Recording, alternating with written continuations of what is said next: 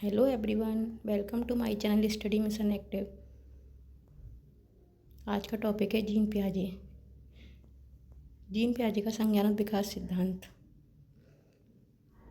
आज का topic most important है। इससे रिलेटेड 100% एग्ज़ाम में क्वेश्चन आते हैं। यह स्विट्ज़रलैंड का रहने वाले थे। यह प्राणी विज्ञानी थे मानव की बौद्धिक विकास की संरचनाओं का मौलिक अनुसंधान किया। इनकी पुस्तक है the child concept of bird. पियाजे के संज्ञानात्मक विकास सिद्धांत को जैविक संरचना, आनुवंशिकता, परिपक्वता प्रभावित करते हैं। परिपक्वता जैसे जैसे बच्चा बड़ा होता है उसकी समझ वो अब उसकी उम्र के अनुसार ही बढ़ती जाती है।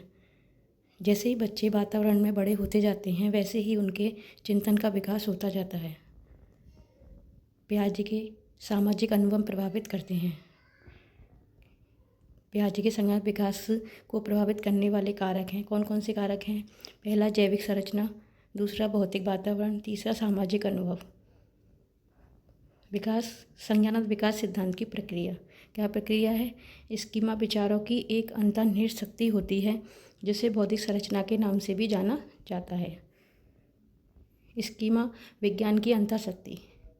भौतिक संरचना, इसमें टैग वर्ड क्या है? अंतःशक्ति। सेकंड है स्कीम्स, विचारों की अंतःक्रिया, भौतिक संरचना का व्यवहार। नोट, जीन पियाजे की संज्ञानात्मक विकास कैसा है? गुणात्मक है। विशेषता एवं प्रयोग। संज्ञानात्मक विकास सिद्धांत का प्रयोग के आधार पर 3 भागों में बांटा गया है। पहला है संगठन, दूसरा अनुकूलन, तीसरा साम्यधारण। संगठन बौद्धिक संरचना के अंतर्गत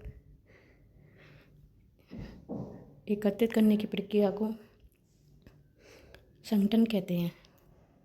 आंतरिक ज्ञान, विचारों को एकत्रित करने की प्रक्रिया को संगठन कहते हैं। अनुकूलन कैसा है? बाह्य ज्ञान मतलब बाहरी ज्ञान। अनुकूलन ऐसी प्रक्रिया है जिसे वातावरण के साथ क्रिया करके इस स्कीमा का निर्माण में सहायता करता है। अनुकूलन द्वारा स्कीमा के निर्माण में पुराने एवं नए ज्ञान की क्रिया द्वारा समायोजन या एडजस्टमेंट प्राप्त करता है।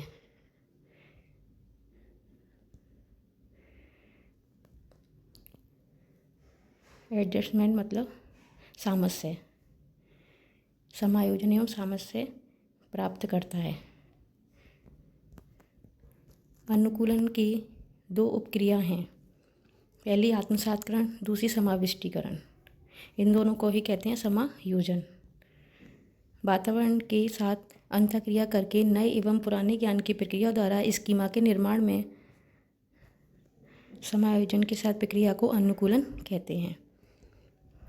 आत्मसात्करण, नए ज्ञान को प्राप्त करने में पुराने ज्ञान की सहायता लेना। इसमें कोई फेरबदल नहीं किया जाता, लेकिन समाविष्टीकरण में फेरबदल किया जाता है। आत्मसात का ज्ञान तात्कालिक ज्ञान होता है, वह अंतर नहीं कर पाता। समाविष्टीकरण, जिसमें स्कीमा में जो पूर्व के ज्ञान में संशोधन करके या फेरबदल करके नए ज्ञान को प्राप्त किया जाए तो उसे समाविष्टीकरण कहते हैं। समाविष्टीकरण में फेरबदल किया जाता है पूर्व के ज्ञान में, और लेकिन आत्मसातीकरण में फेरबदल नहीं किया था, उसे ऐसे ही प्राप्त किया जाता है। आत्मसात्करण एवं समाविष्टीकरण की प्रक्रिया द्वारा स्कीमा में समायोजन को अनुकूलन कहते हैं। यदि नए ज्ञान को पुराने ज्ञान से स्थापित करने के बाद स्कीमा में समायोजन को आत्मसात्करण कहते हैं। यदि पुराने ज्ञान में फेरबदल करके नए ज्ञान को प्राप्त कर स्कीमा में समायोजन को समाविष्टीकरण कहते हैं। साम्यधारण की प्रक्रिया के अंतर्गत नए ज्ञान को पुराने ज्ञान में स्थापित कर तथा पुराने ज्ञान की सहायता में नए ज्ञान को प्राप्त आत्मसात्करण एवं समाविष्टीकरण के मध्य संतुलन स्थापित करना ही साम्यधारण है। इसमें टैग वर्ड है संतुलन। साम्यधारण में संतुलन स्थापित करना ही साम्यधारण है। पियाजे के संज्ञानात्मक विकास सिद्धांत की अवस्थाएं, ये टॉपिक आपको नेक्स्ट क्लास में बताई जाएंगी डिटेल में पूरी, लेकिन इसमें बता देते हैं कितनी होती हैं अवस्थाएं। क्वेश्चन के लिए पियाजे के संज्ञानात्मक विकास सिद्धांत में कितनी मुख्य और उप अवस्थाएं सम्मिलित किया गया है? तो 3, 4, 5, 6, इसका है 6। आपको इसकी डिटेल पूरी 6 अवस्थाएं जितनी भी होती हैं आपको नेक्स्ट क्लास में बताई जाएंगी। प्लीज़ चैनल को लाइक करें एंड सब्सक्राइब करें। मिलते हैं आपसे नेक्स्ट क्लास के साथ।